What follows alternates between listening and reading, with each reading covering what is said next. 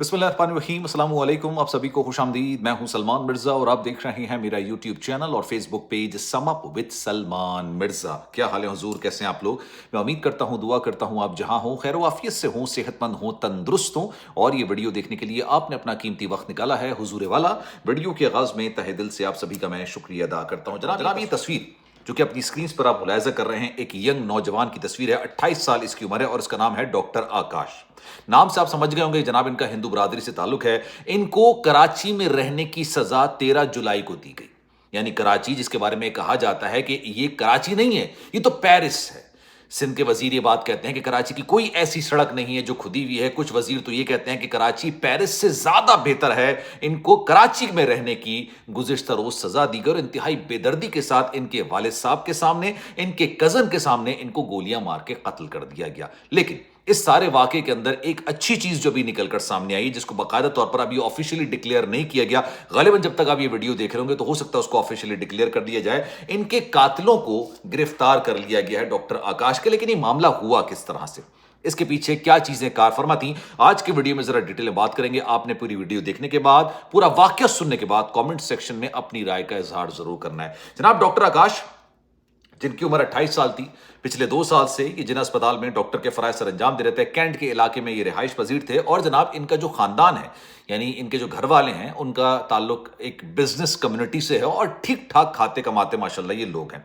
अब हुआ ये 13 जुलाई को आकाश अपनी वाइट ऑल्टो के अंदर अपने वालिद साहब और अपने कजन के साथ सुबह के वक्त निकलते हैं और इनका मकसद होता है कि जनाब इन्होंने एचबीएल जाना है और वहां से जाके इन्होंने 50 लाख रुपए विड्रॉ कराने हैं। लेकिन इन पैसों को कहीं इस्तेमाल करने के बजाय इनका मकसद था कि 3 तलवार पे ही, जो कि कराची का बड़ा पॉश तरीन इलाका है, वहां पर एक और बैंक है, बैंक अल हबीब, उसकी ब्रांच में जाके इन्होंने पैसे जमा करा देने।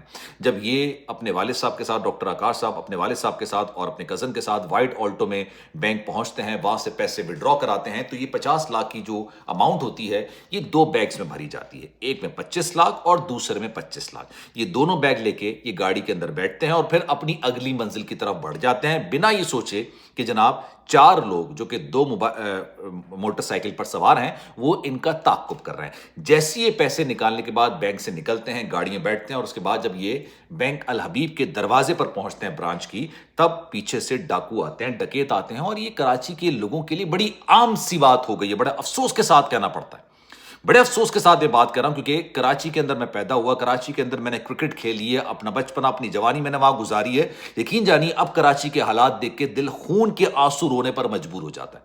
जनाब एक डकैत आता है और वो सबसे पहले आके जो बैंक अल हबीब का जो गार्ड होता है उस पर वो गोली चलाता है। अच्छा, उसकी जान बच जाती है, उसकी किस्मत अच्छी होती है, जान बच जाती है और वो फिर एटीएम के अंदर चला जाता है और अपने आप को लॉक कर लेता है। इतने में जो दूसरा जो इनका डकैत होता है वो इनके कजन के हाथ से बैग छीनता है, यानी डॉक्टर आकाश के बैग, जो कजन होते हैं, 25 लाख रुपए का जो बैग होता है वो छीनता है। अच्छा, वो जब छीन के जाने लगता है तो उनको ख्याल आता है कि एक और बैग है। ये दूसरा जो बैग होता है ये डॉक्टर आकाश के हाथ में होता है। जब वो दूसरा बैग खींच रहे होते हैं तब आकाश साहब ने शायद थोड़ी मुज़ाहमत की हो या बैग रोकने की कोशिश की हो। एक आम इंसान के जहन में ये चल रहा होता है कि यार जितनी हबड़ दबड़ होगी, जितना टाइम गिनोगा, हो सकता है ये भागने में फरार हो जाए। लेकिन डकैतों ने सीधी फायर गोलियां चलाई और वो आकाश को गोली लगी। अच्छा, इसी दौरान वो जो गार्ड जो बैंक की एटीएम के अंदर छुप गया था उसने बाकायदा वहां से गोलियां बरसाना शुरू कर दी और ये कहा जाने लगा कि जनाब ये जो आकाश की मौत हुई है ये गार्ड की गोली लगने से हुई है। लेकिन ऐसा नहीं था, बाद में ये बात क्लियर हो गई कि ऐसा कुछ नहीं हुआ था। लेकिन खैर, डॉक्टर आकाश के जो वालिद हैं वो फौरी तौर पर अस्पताल पहुंचते हैं, बेटे को लेके जाते हैं। बाप सोचिए, बेटा आखिरी सांसें ले रहा है अपने बाप के सामने, किसी को कोई परवाह नहीं। लेकिन जब ये अस्पताल पहुंचते हैं, डॉक्टर कह देते हैं कि भाई इनको तो मरे हुए काफ़ी टाइम हो गया है, अस्पताल लाने से पहले इनकी मौत वाक़ई हो गई। इनके वालिद साहब अपने बेटे की लाश उठाते हैं और 3 तलवार पे ले आते हैं और वहां पर धरना देना शुरू कर देते हैं और कहते हैं कि जनाब इनके कातिलों को फौरी तौर पर गिरफ्तार किया जाए। इनके वालिद साहब की गुफ्तगू भी मैं सुन रहा था, इनके जो कज़न है उनकी गुफ्तगू भी सुन रहा था। इन्होंने कहा कि भाई बॉर्डर खोल दिया जाए तो हम फिर भारत चले जाएंगे, हमारे हिंदू बरादरी को टारगेट किया जा रहा है। बात हिंदू बरादरी की नहीं है, कराची में रहने वाले हर कराची वाले को इसी तरह की सूरत हाल का सामना आज से नहीं तवील अरसे से करना पड़ रहा है। جب وہاں کے وزیر یہ بات کہیں گے نا کہ کوئی سڑک کھدی ہوئی نہیں ہے، جب وہاں کے وزیر یہ بے شرمی کے ساتھ بولیں گے کہ بھائی کراچی پیرس سے بہتر ہو چکا ہے، جب وہاں پر یہ بات کہی جائے گی کہ جناب یہ جو پانی جمع ہوتا ہے بارش کے بعد، یہ تو لاہور میں بھی جمع ہوتا ہے، اسلام آباد بھی، دنیا کے ہر ملک کے اندر اس طرح کے معاملات ہوتے ہیں، تو اس کا مطلب یہ کہ آپ نے عوام کو سرو نہیں کرنا۔ اور اگر آپ کو یہ بات نہیں پتا ہے جو میں اب آپ کو بتانے جا رہا ہوں، تو یقین جانیے آپ سندھ حکومت سے جا کے اپنی معصومیت کا سرٹیفکیٹ لے لیجیے گا۔ کیا سرٹیفکیٹ لے لیجیے گا؟ معصومیت کا۔ کیوں؟ کیونکہ اگر آپ کو یہ نہیں پتا کہ کراچی کے جتنے تھانے ہیں ان کے جو ایس ایچ او ہیں ان کی بولی لگتی ہے، جو ایک تھانے میں جا کے بیٹھتے ہیں ان کی باقاعدہ طور پر بولی لگتی ہے، پیسے دے کے وہاں پر آتے ہیں، وہ میرے لیے اور آپ کے لیے کام کریں گے۔ اگر آپ کو یہ لگتا ہے آپ کی یہ خام خیالی ہے تو بھائی پھر آپ کو معصومیت کا ایک سرٹیفکیٹ لے لینا چاہیے، لیکن خیر یہ الگ بات ہے۔ اب آگے کیا ہوتا ہے؟ مرتضی وہاب صاحب جاتے ہیں وہاں پر جا کے ان کو سمجھاتے ہیں کہ بھائی آپ اپنا دھرنا ختم کر دیجئے، ہم پوری جی جان لگا دیں گے اور ان کے قاتلوں کو گرفتار کیا جائے گا۔ اچھا پھر جو کیمرے لگے ہوئے ہیں، تمام چیزیں ہوتے ہیں، انہی کیمرے کی وجہ سے ایک بندے کے گھر کے اندر 4 4 5 5 چالان بھی آ جاتے ہیں، یہ تمام چیزیں ہوتی ہیں آپ کے سامنے ہے نا یہ، لیکن اس سے ملزمان گرفتار نہیں ہوتے ہیں۔ ٹھیک ہے، اب جب یہ سارا معاملہ ہوا، پتہ چلا، کوشش کی گئی تو پتہ چلا کہ بھائی یہ جامشورو سے 2 لوگوں کو گرفتار کیا گیا ہے، جن میں سے ایک کا نام ہے رام چندر، یعنی اس کا تعلق بھی ہندو برادری سے، اور دوسرے کا نام ہے ساگر کمار۔ ان دونوں کو باقاعدہ طور پر گرفتار کر لیا گیا ہے اور ایک گینگ ہے۔ لیکن میرا ایک سوال ہے آپ سے، مطلب آپ کو کیا لگتا ہے کہ یہ ایک رینڈم راہزنی کی واردات تھی؟ کراچی کے اندر کوئی فیملی ایسی نہیں بچی ہوگی کہ کسی کے بھائی کا، بہن کا، ٹھیک ہے، بیٹے کا، کسی کا موبائل نہ چھینا ہو۔ ایسا کراچی کا کوئی گھر ایسا نہیں ہوگا کہ اس گھر کے فرد کا موبائل نہ چھینا ہو۔ آپ کو لگتا ہے کہ یہ رازنی کی کوئی عام سی واردات ہے جس طرح کی وارداتوں کا سامنا آئے دن کراچی کے عوام کر رہے ہوتے ہیں؟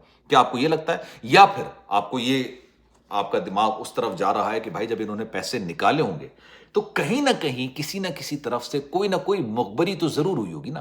کیسے پتا کہ بھائی اگر انسان کوئی لوٹنے آ رہا ہوتا ہے، کراچی کے جو عوام ہے وہ تو روڈوں پر اکثر لوٹ رہے ہوتے ہیں، لیکن ان کی جیب ٹٹولی جاتی ہے، موبائل نکالا جاتا ہے، پرس سے پیسے نکالے جاتے ہیں، لیکن کسی کو یہ علم نہیں ہوتا کہ آپ کے ہاتھ میں جو بیگ ہے اس بیگ کے اندر آپ نے ایک بھاری مالیت جناب آپ نے پیسے لے کر آئے ہیں اور دوسرے بینک میں آپ جمع کرانے جا رہے ہیں۔ یوزلی بینک سے نکلنے والوں پر اس طرح کے معاملات ہوتے ہیں، جب آپ بینک کے دہلیز پر پہنچتے ہیں تو اس طرح کے واقعات عمومی طور پر نہیں ہوتے۔ تو کیا آپ کو لگتا ہے کہ یہ جو سارا معاملہ ہوا ہے یہ کہیں سے جب پیسے لے کے نکلے ہیں وہاں سے یہ معاملہ لیک ہوا؟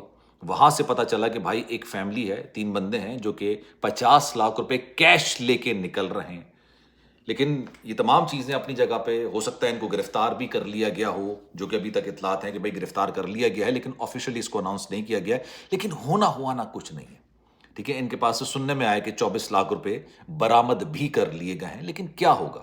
جس کا بیٹا چلا گیا، باپ کے کندھے پر بیٹے کا کہتے ہیں نا جنازہ، یہ تو ان کو تو آپ سپرد آگ کیا جاتا ہے، ان کے آخری رسومات ادا کی جاتی ہیں، لیکن باپ کے کندھے پر بیٹے کا جنازہ، اس سے بھاری چیز دنیا کے اندر نہیں ہے، اس سے بھاری چیز نہیں ہو سکتی ہے دنیا کے اندر۔ اور اس طرح کی صورتحال کا سامنا کراچی والوں کو ہر دوسرے دن کرنا پڑتا ہے۔